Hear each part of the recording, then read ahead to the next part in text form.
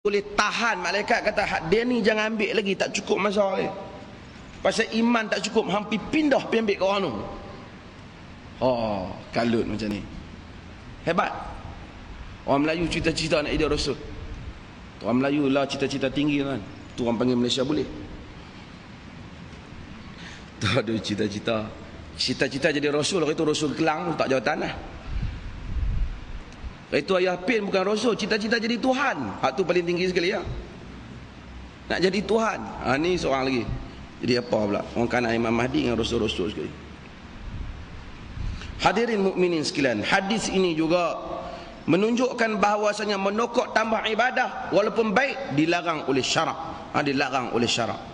Sebab itu Ibnu Umar menyebut satu perkataan yang masyhur, katanya kullu bid'atin dhalalah wa in ra'aha an-nasu hasanatan. Semua bid'ah itu sesat walaupun orang ramai menganggapnya sebagai hasanah. Kata Ibnu Umar radhiyallahu anhuma, anak kepada Sayyidina Umar radhiyallahu anha, radhiyallahu anhuma. Allah Subhanahu wa taala mudah-mudahan menjauhkan kita dan mengamalkan agar dapat mengamalkan hadis ini. Hadis yang berikutnya, An Ibn Mas'ud radhiyallahu anna Nabiy sallallahu alaihi wasallam qala halaka mutanatti'un qalaha thalathan. Daripada Abdullah bin Mas'ud radhiyallahu an. Tuan-tuan, Abdullah bin Mas'ud radhiyallahu an ni adalah sahabat Nabi dan antara sahabat yang awal masuk Islam. Abdullah bin Mas'ud radhiyallahu an. Dan Abdullah bin Mas'ud ni antara sahabat yang hebat. Sehingga Nabi tak ada, dialah membawa Islam ke Iraq, ke Kufah. Sebab tu nak Sayyidina Ali apabila tengok Kufah, dia kata sesungguhnya pemuda ini telah memenuhi ilmunya di kota-kota Kufah. Hebat. Sebab tu kita tengok fiqh Abu Hanifah atau fiqh Abi Hanifah, mazhab Hanafi, mazhab Abu Hanifah, kebanyakannya diambil daripada fiqh Abdullah bin Mas'ud daripada Baghdad, daripada Iraq, daripada Kufah mereka ambil daripada sana. Dan Abdullah bin Mas'ud ni seorang sahabat yang hebat lah. Ilmu dia alim di dalam Al-Quran dan alim dalam fiqh. Banyak sahabat rujuk kepada dia. Bahkan Sayyidina Umar dalam surat menyurat dia hantar pada orang lain, dia kata sesungguhnya aku mendahulukan Abdullah bin Mas'ud lebih pada diriku sendiri. Di sudut fiqhnya, di sudut pengetahuan Abdullah bin Mas'ud. Abdullah bin Mas'ud ni, tuan-tuan, dia semasa dia kecil, dia muda, budak lagi masa dia budak, dia jaga kambing ni.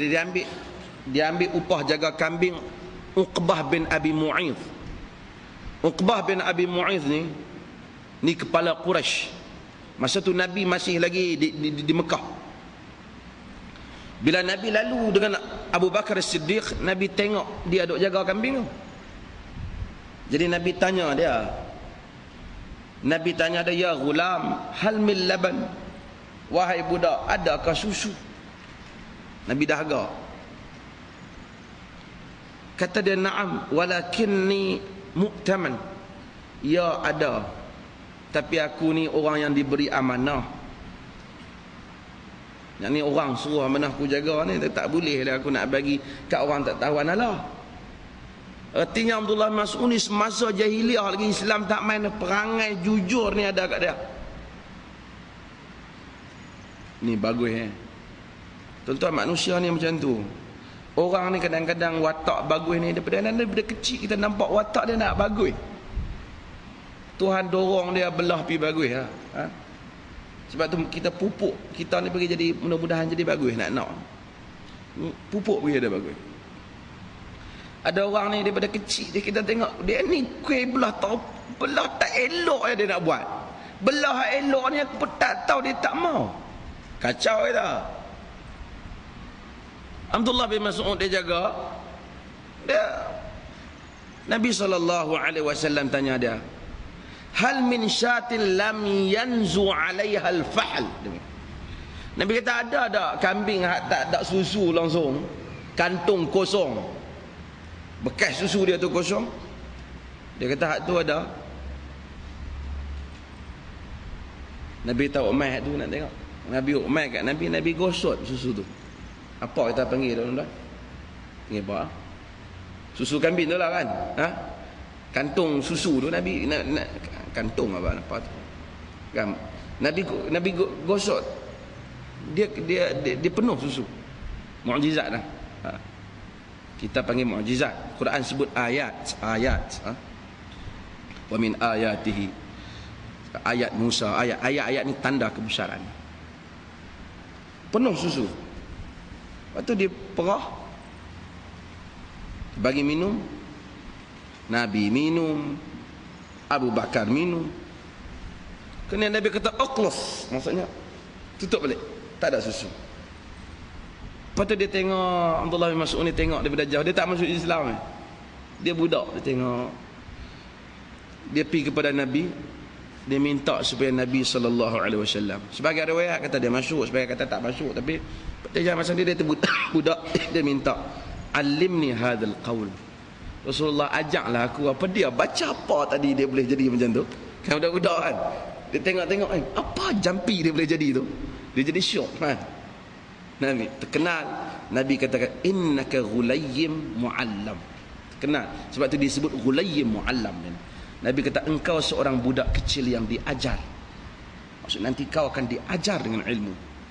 Dan akhirnya Abdullah bin Mas'ud ni jadi satu orang yang hebat lah. Hebat. Sehingga pada zaman Umar lantik dia, kemudian berdakwah zaman Ali. Hadirin mukminin sekalian, saya nak sentuh sikit lah sebelum baca hadis ni.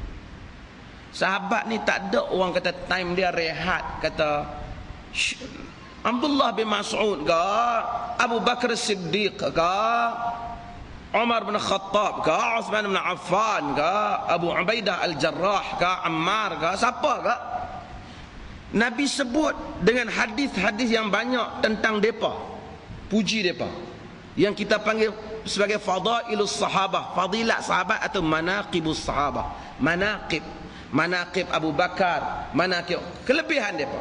Tapi tak pernah sejarah kata lepas Nabi mati dia duduk sandak di tiang masjid, ambil tasbih duk kira wah subhanallah subhanallah, umat nak jadi apa hang jadilah.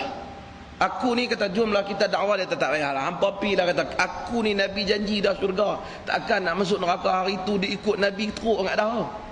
Tak ada pernah satu pun sahabat buat kerja macam ni. Melainkan setiap sahabat bila Nabi wafat, semuanya bertanggungjawab membawa amanah dakwah ini daripada tempat ke tempat, negeri ke negeri, menyemberangi sempadan dan menyemberangi sungai dan lautan untuk membawa la ilaha illallah Muhammadur Rasulullah.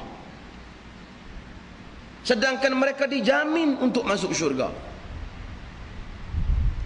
Kerana mereka tahu bahawa syurga tidak diberi secara percuma. Ia diberi di atas pengorbanan dan perjuangan.